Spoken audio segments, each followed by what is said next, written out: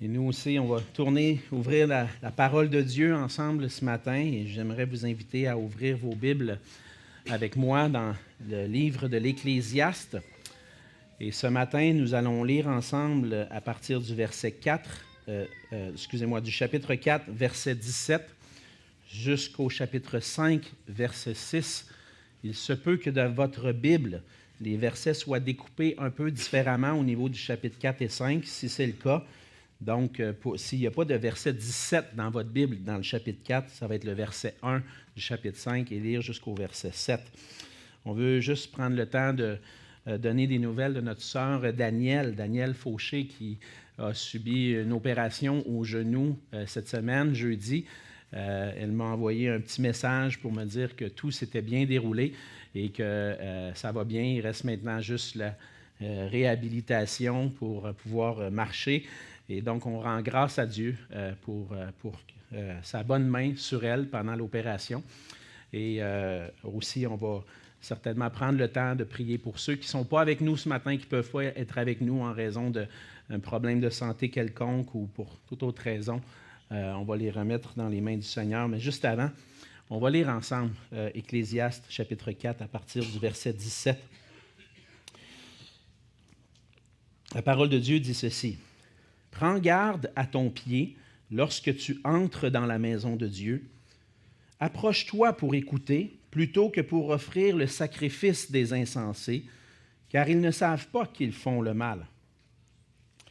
Ne te presse pas d'ouvrir la bouche, et que ton cœur ne se hâte pas d'exprimer une parole devant Dieu, car Dieu est au ciel, et toi sur la terre. Que tes paroles soient donc peu nombreuses. Car si les songes naissent de la multitude des occupations, la voix de l'insensé se fait entendre dans la multitude des paroles.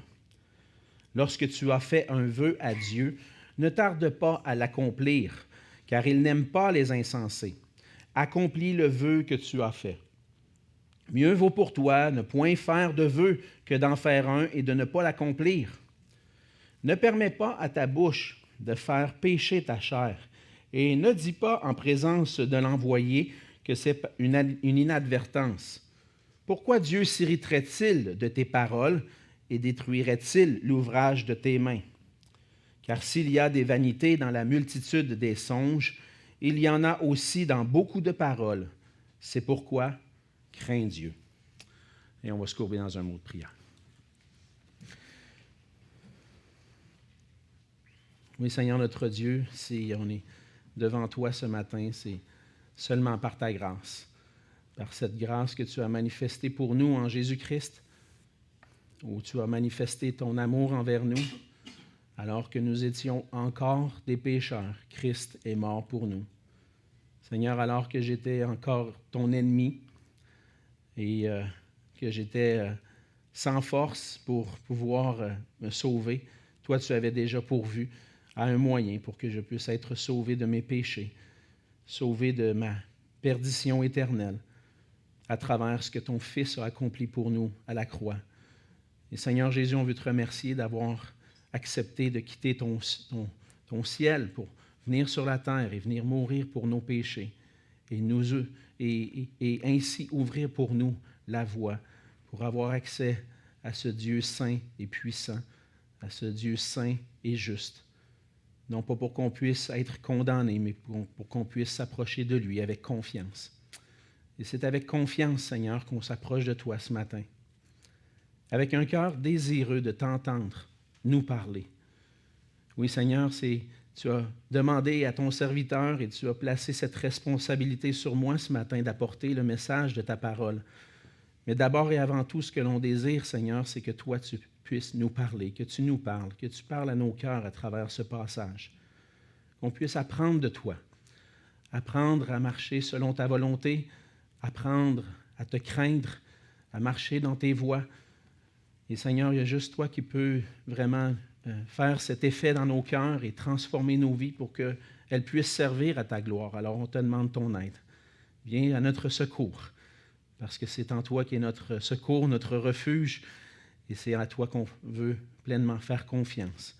Aide-nous, Seigneur, ce matin à saisir les merveilles de ta parole et à les mettre en pratique dans nos vies. Et c'est dans le précieux nom de Jésus qu'on te prie. Amen. Amen. On a tous déjà vécu dans nos vies un moment où on a vécu la honte. La honte d'avoir agi d'une manière insensée.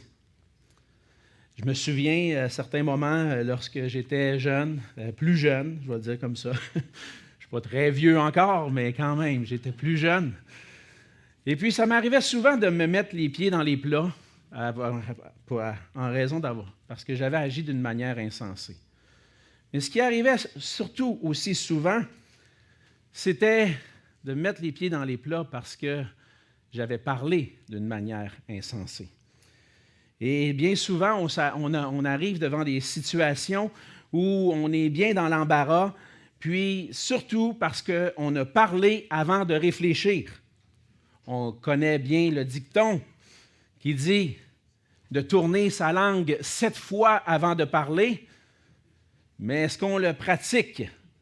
Est-ce qu'on met en pratique ce dicton-là? Bien souvent, malheureusement, on ne l'applique pas et on se retrouve dans des positions où on a honte, où on est dans l'embarras. Et c'est particulièrement vrai lorsqu'on prend des engagements envers des personnes ou envers des gens. Et on va le faire bien souvent en tant que chrétien. Si jamais tu as un problème, appelle-moi, ou tu dis ça à ton voisin, si tu as de quoi, appelle-moi, pas de problème, je vais être là. Et puis finalement, ton voisin t'appelle, puis après 5-6 fois, tu ne peux jamais. Donc, tu te places dans une situation où on dit, je me rends disponible, mais je ne suis pas disponible. J'ai-tu agi d'une manière insensée? Et certainement, vous pouvez vous rappeler de plusieurs moments où vous êtes mis les pieds dans les plats parce que vous avez dit quelque chose, pris un engagement que vous n'aviez pas pu respecter. Mais il nous arrive parfois de prendre des engagements devant le Seigneur.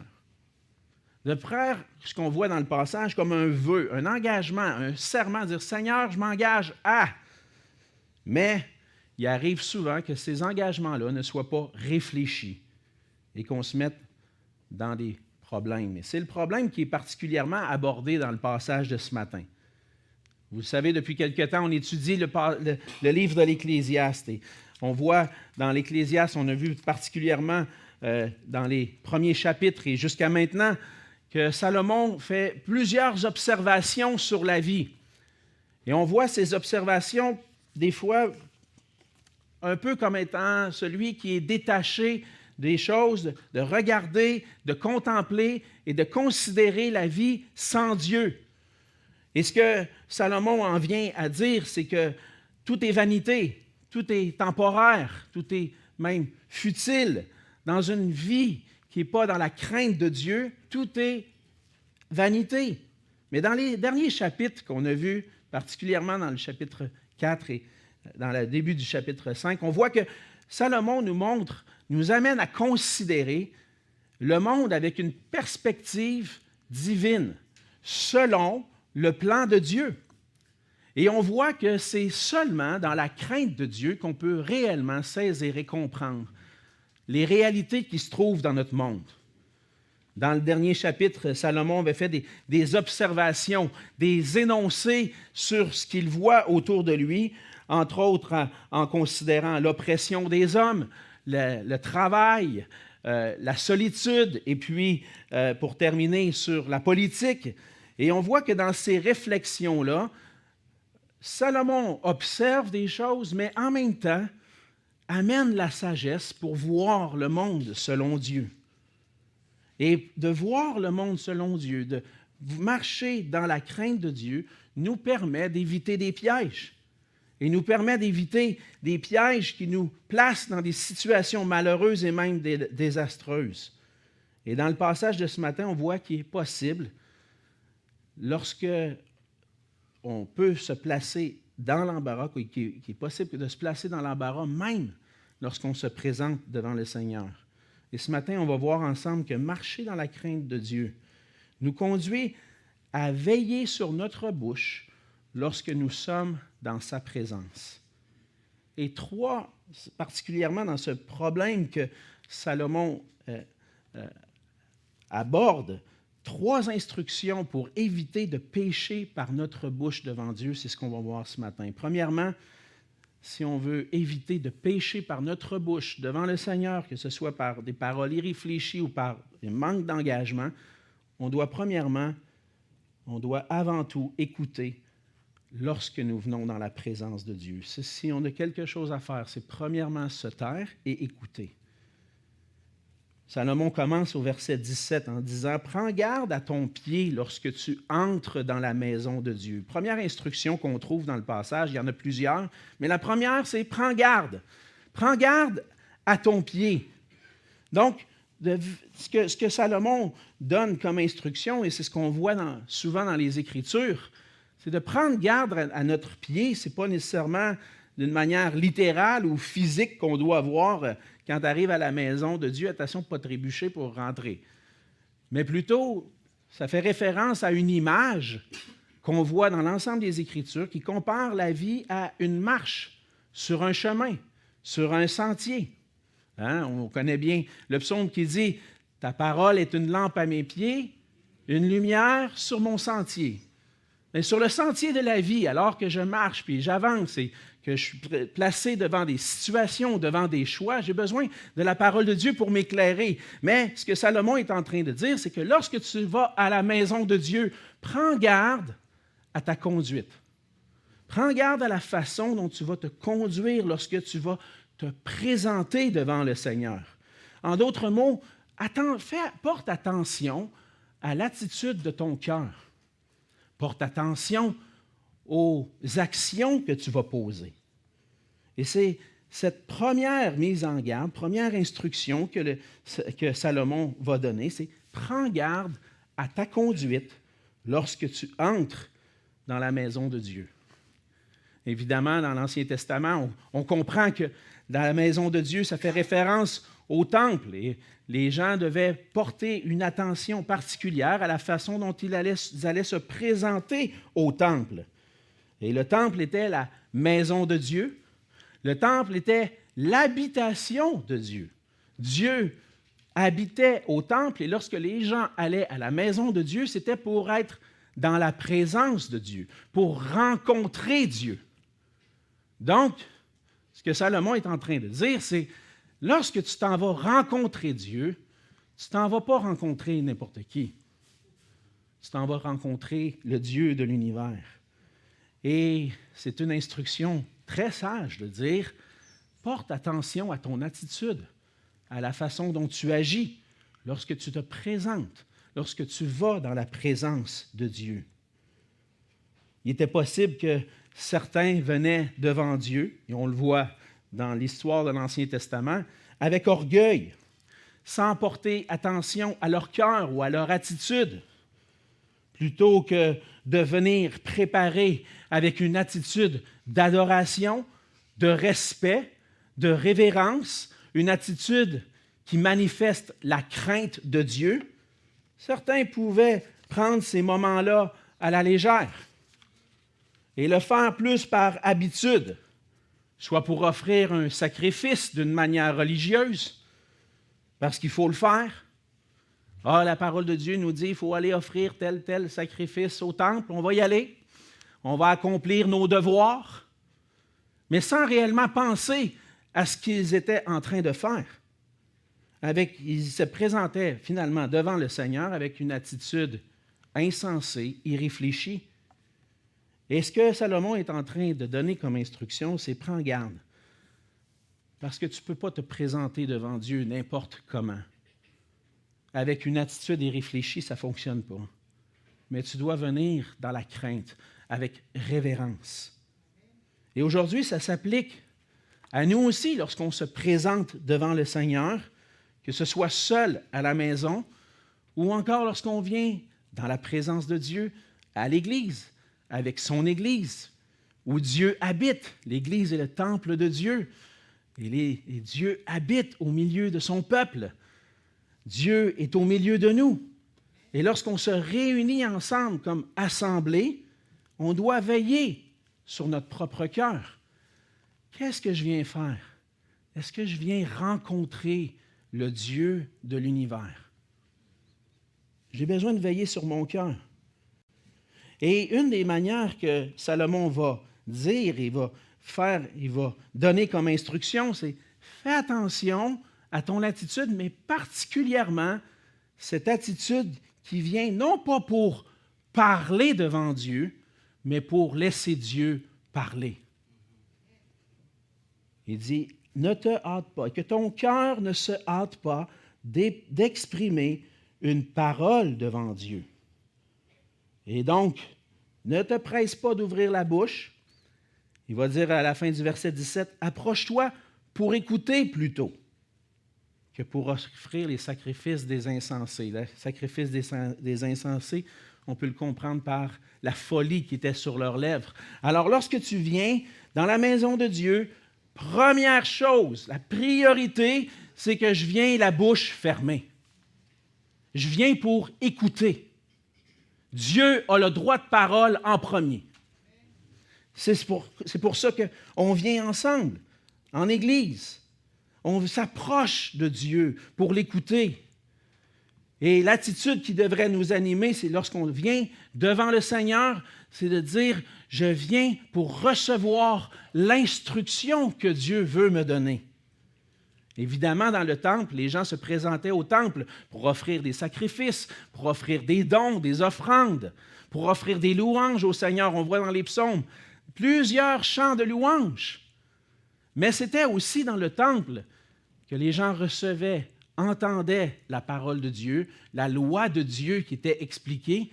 Et puis c'était premièrement à cet endroit-là, c'était la priorité d'écouter ce que Dieu a à dire. Et si on veut vivre avec sagesse devant le Seigneur et appliquer à nous cette instruction-là, on doit, nous aussi, se présenter devant Dieu avec cette attitude d'écoute.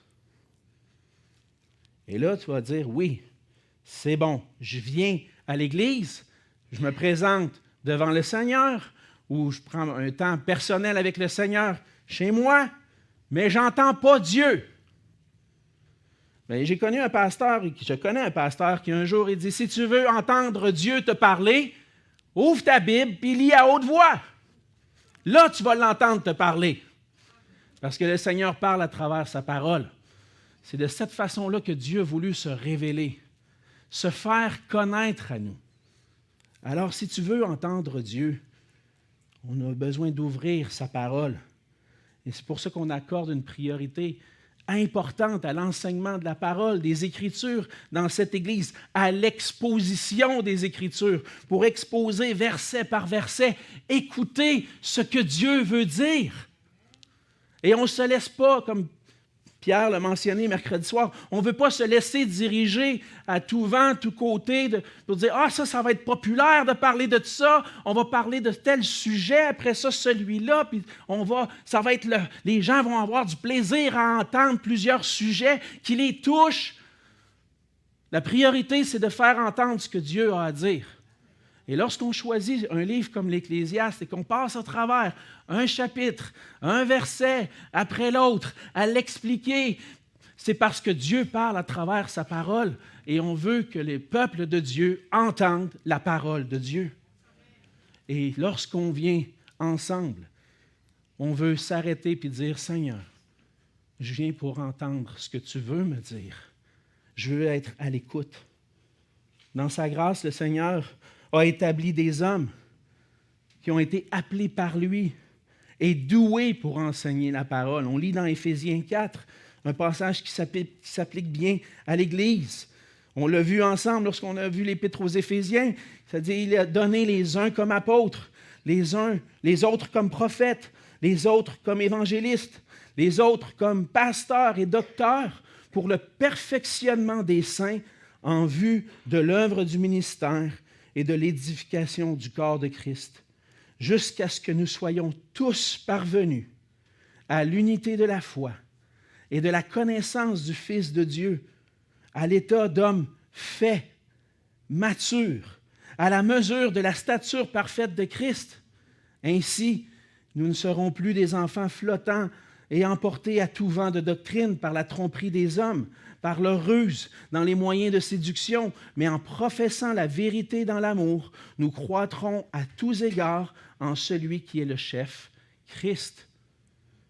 On a pris le temps d'exposer ce passage-là, mais on dirait que je voudrais encore l'exposer ce matin. C'est tellement riche. Dieu a donné des dons particuliers à son Église, des hommes en particulier, pour le perfectionnement des saints à travers l'enseignement de sa parole. Et encore aujourd'hui, Dieu parle. Dieu parle à travers les Écritures qui ont été inspirées de Dieu, à travers lesquelles les hommes ont parlé de la part de l'Esprit de Dieu pour notre instruction. Et si on veut retenir l'enseignement de Salomon, c'est que quand je me présente devant Dieu, ce que Dieu a à dire est de loin plus important que ce que moi j'ai à dire. Si tu veux agir avec sagesse dans la crainte de Dieu, prends garde à la façon dont tu te présentes devant le Seigneur.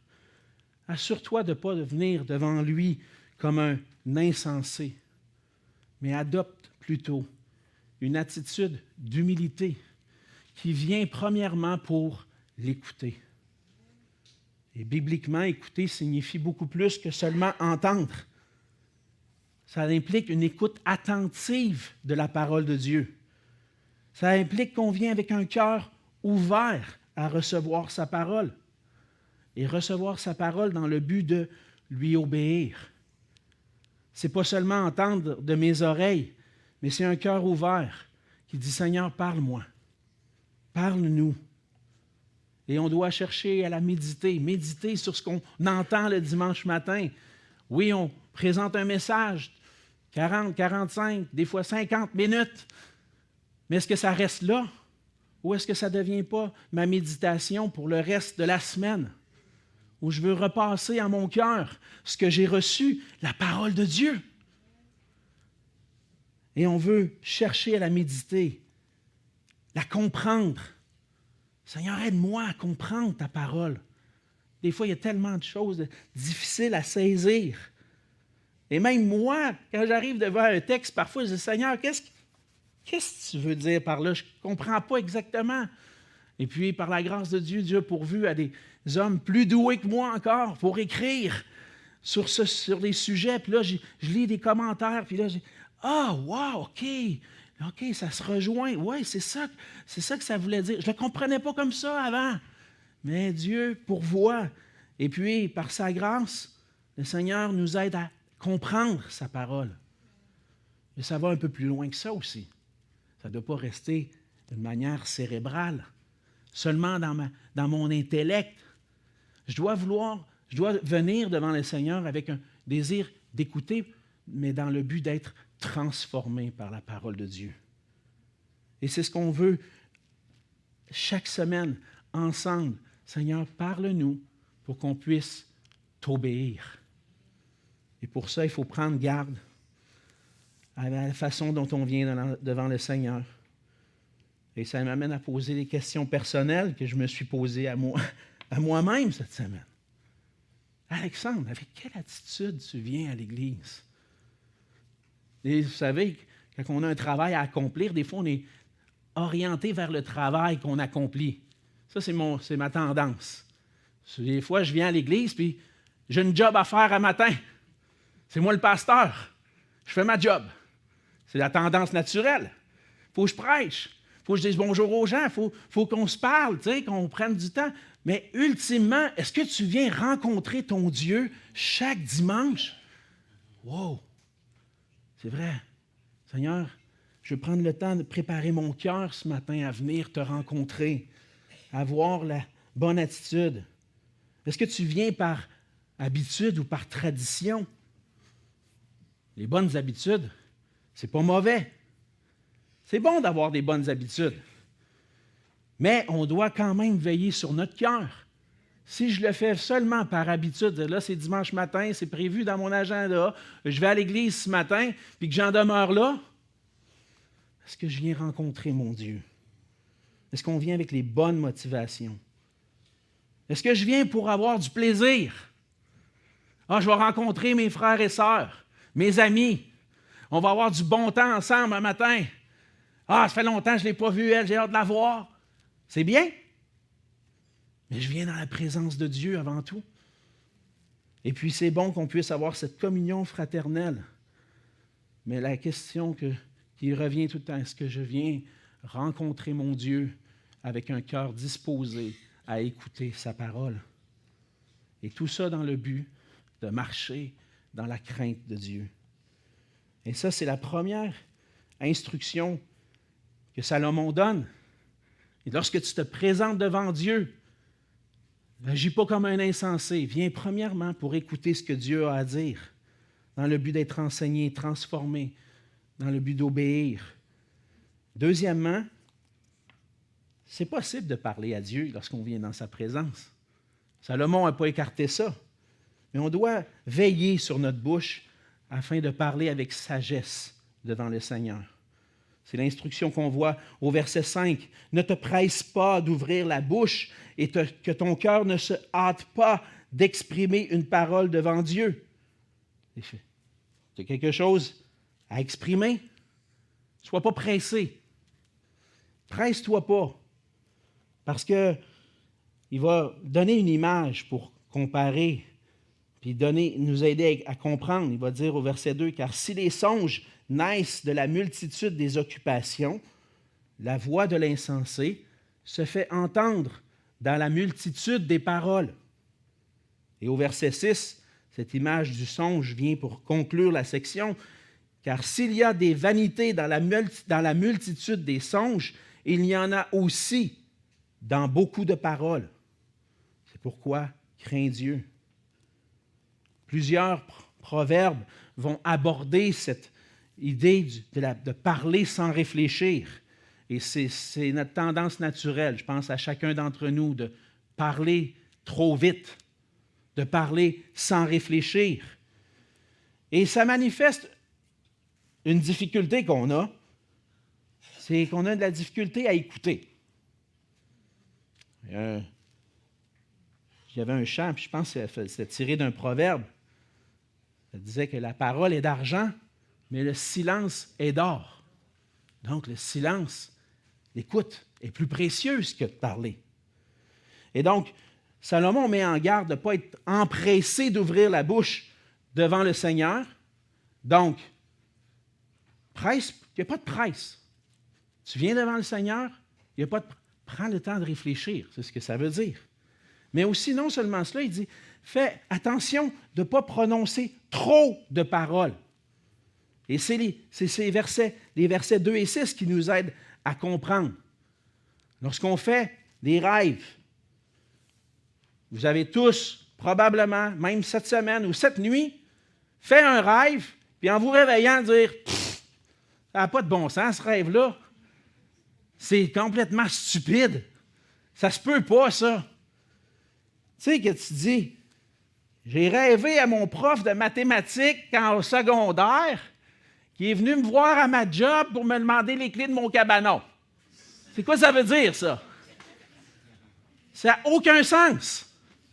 C'est stupide. Voyons donc. Puis vous allez peut-être vous rappeler d'un rêve, vous réveillez le matin et vous dites, pourquoi j'ai rêvé à lui? Pourquoi j'ai rêvé à elle? Ça fait des années que je ne l'ai pas vu. Qu'est-ce qu'il fait dans mon rêve? Ça n'a pas de sens. Et si les rêves naissent de la multitude des occupations, parce qu'on est occupé et toutes les choses se mélangent dans nos rêves, je pense que les scientifiques diraient que le cerveau travaille et est en train de faire du ménage. Mais ce qu'on voit dans nos rêves, ça n'a pas bien de sens. Il n'y a pas de ménage encore qui est fait.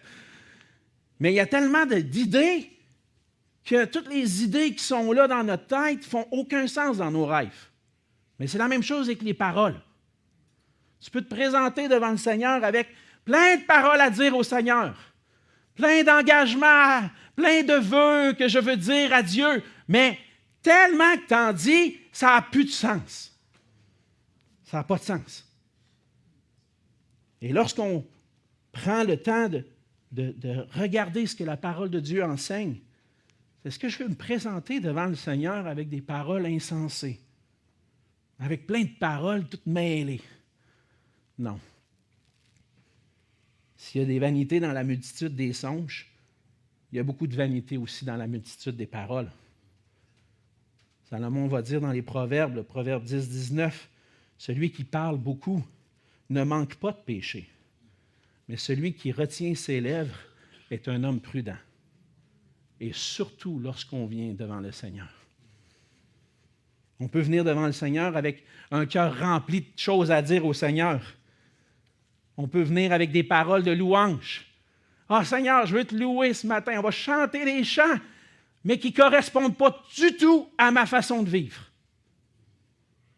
Je prends un chant. « Mon cœur est consacré à toi, Seigneur. Je te loue. » Puis le reste de la semaine, il n'y a rien de ça qui se passe pour vrai. Multitude de paroles insensées. Je n'ai pas venu en offrant un cœur qui offre des paroles réfléchies.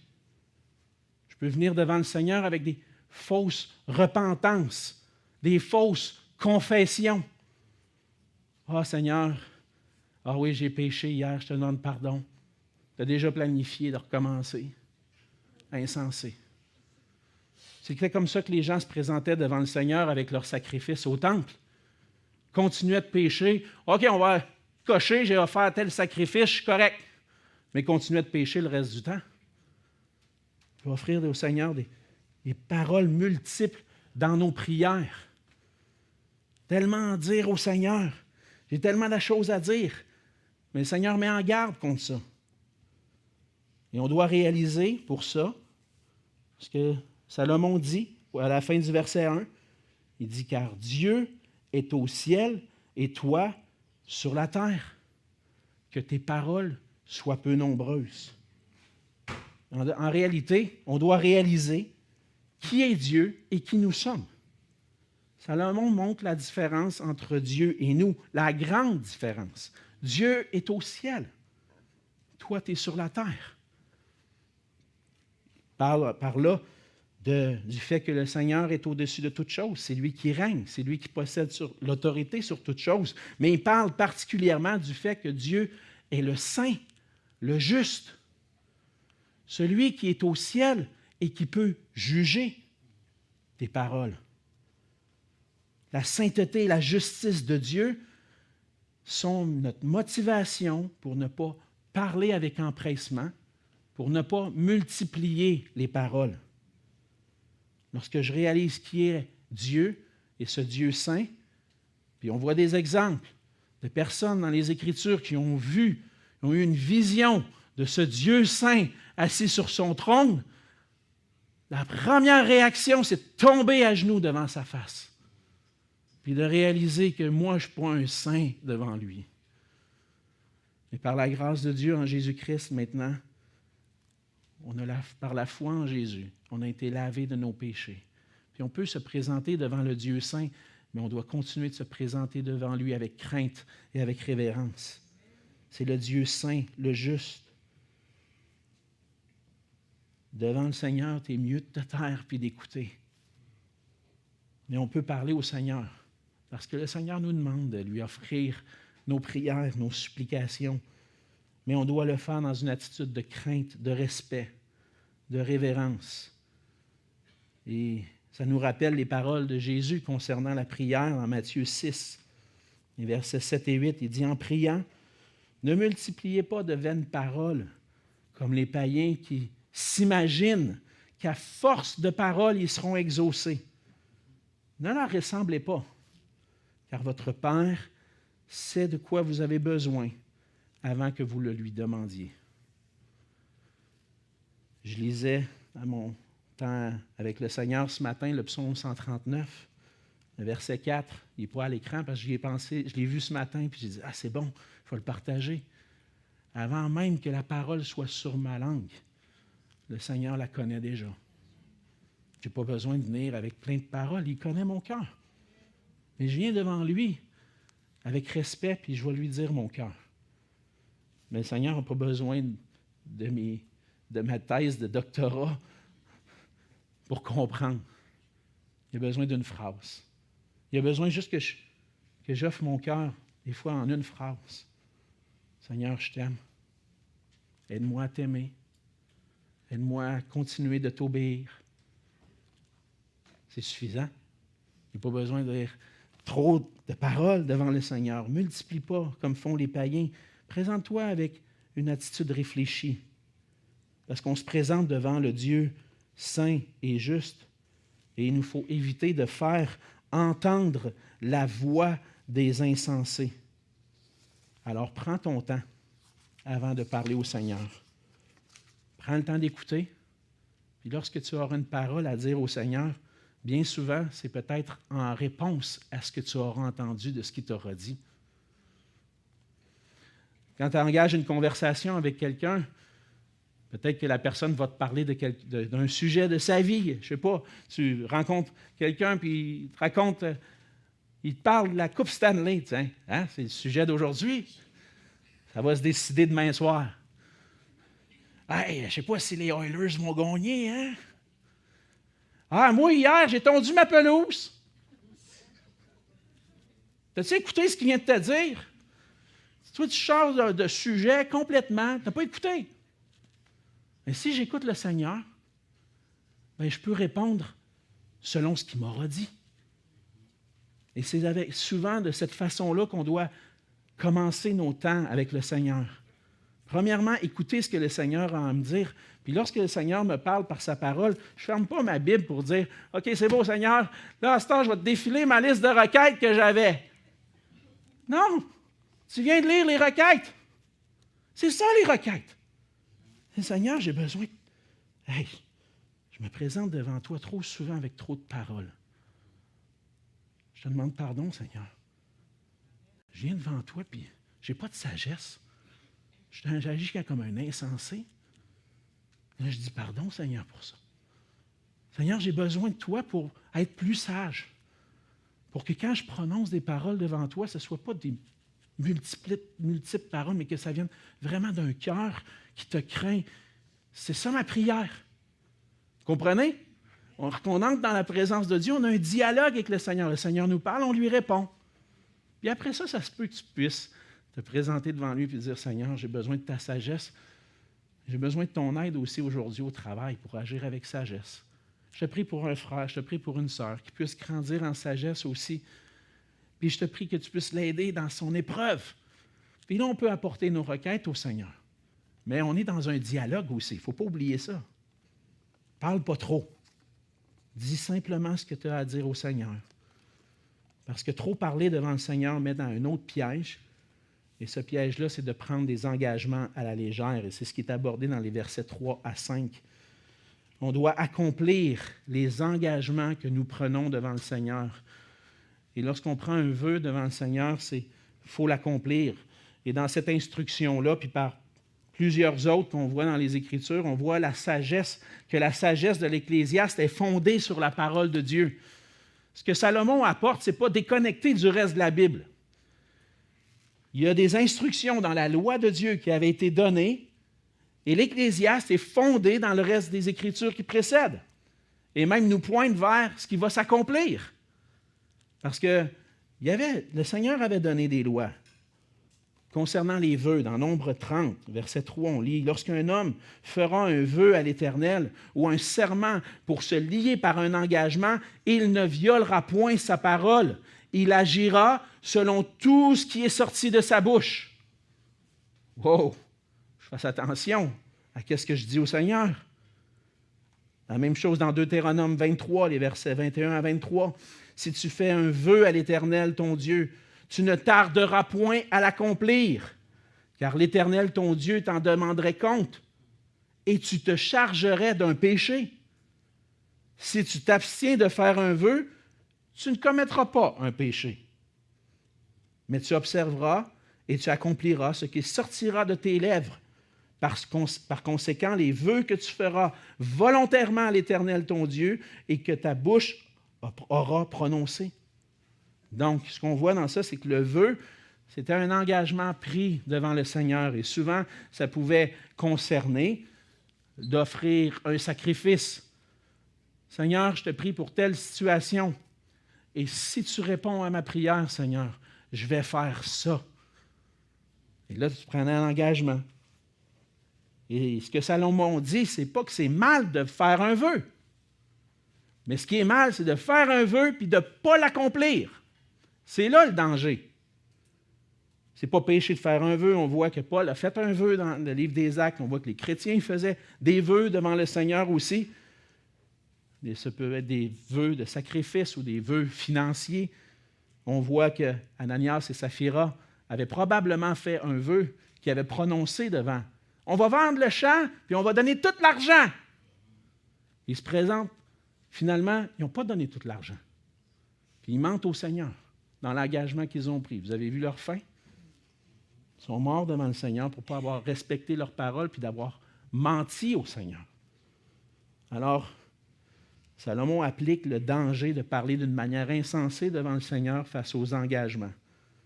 Puis il souligne que Dieu a en horreur.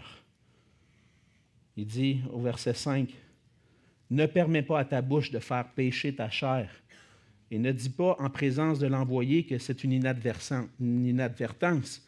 Pourquoi Dieu s'irriterait-il de tes paroles et détruirait-il l'ouvrage de tes mains? » Et lorsque Salomon parle de l'envoyé, c'était que souvent les vœux étaient pris au temple devant le prêtre ou devant un responsable du temple qui était engagé par le prêtre. Et lorsqu'on faisait le vœu, c'était enregistré. Et puis après ça, il y avait un envoyé qui venait, qui disait « As-tu accompli le vœu envers le Seigneur? » « Ah! Ça! Je n'ai pas réfléchi avant de dire ça. Finalement, non, je ne le ferai pas. » C'était ça qui se passait. Une inadvertance. Quand j'ai dit ça, c'est sorti tout seul. Je n'ai pas voulu faire ça pour vrai. Là. Seigneur, je m'engage. Là, c'est le temps.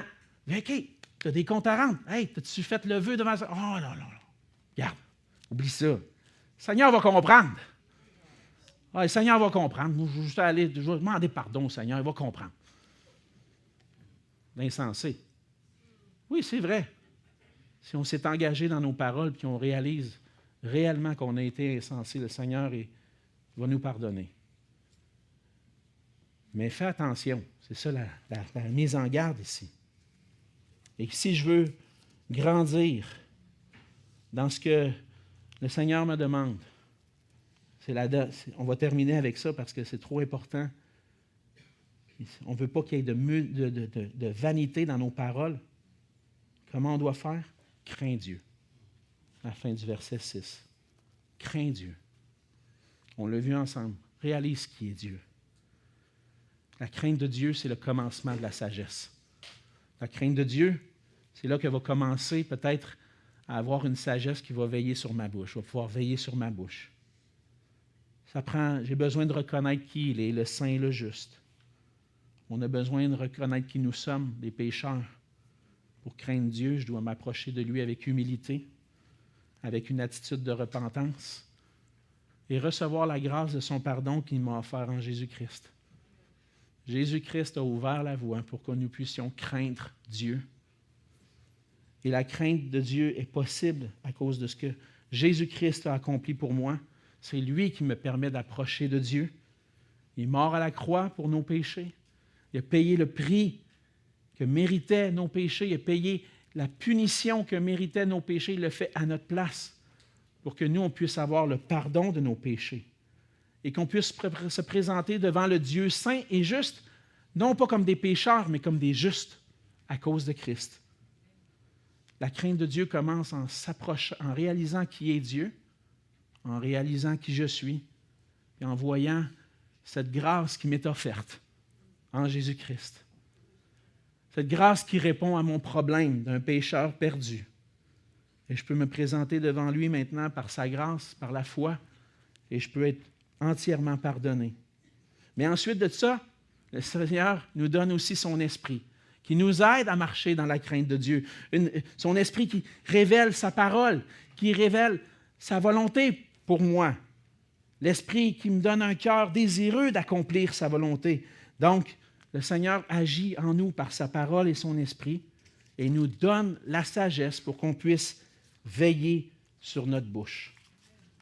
C'est le Seigneur qui donne cette sagesse-là dont j'ai besoin. Et c'est dans la crainte de Dieu qu'on va la trouver. Jacques 1, verset 5.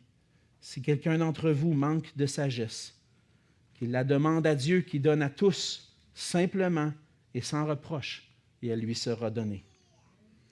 C'est ce que le Seigneur veut de nous. Il veut qu'on marche dans la crainte de Dieu. Et marcher dans la crainte de Dieu nous conduit à veiller sur notre bouche, particulièrement lorsqu'on est dans sa présence. Ça se fait lorsqu'on est à l'écoute, en veillant sur notre bouche, en prenant des engagements qu'on va accomplir devant le Seigneur.